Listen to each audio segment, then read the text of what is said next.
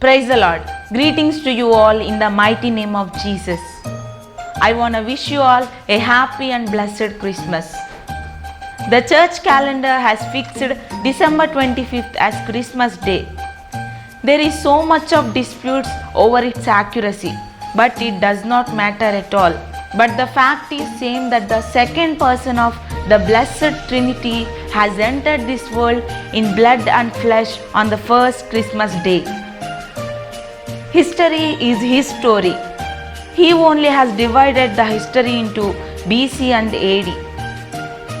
The perfect motive is that God so loved the world. The perfect gift is that He gave His only Son. The only thing we have to do is to believe in Him. The reward of faith is that you shall have the everlasting life. Christmas is a necessity. There must be at least one day of an year to remind us that we are here for something else besides ourselves. There is a purpose and plan for you this Christmas, just as there was 2000 years ago. Jesus is the Word became flesh, as we see in John 1:14. The spoken and written Word of God became incarnate in Jesus Christ. When we remember the first coming of Christ, let us get ready for His second coming by reaching the people who have not yet heard about the first coming of Christ even after about 2000 years. Christmas is most truly Christmas when we celebrate it by giving the light of love to those who need it the most.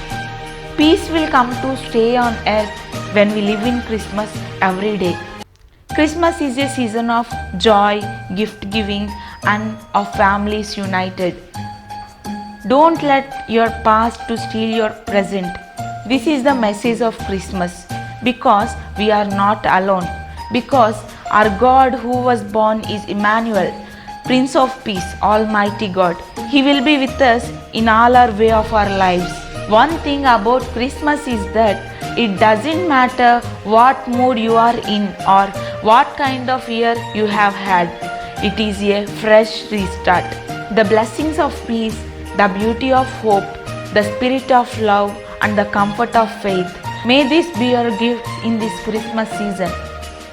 The beauty of Christmas is not in presents, but in His presence. Christmas is not as much in opening your presents, but in opening your hearts.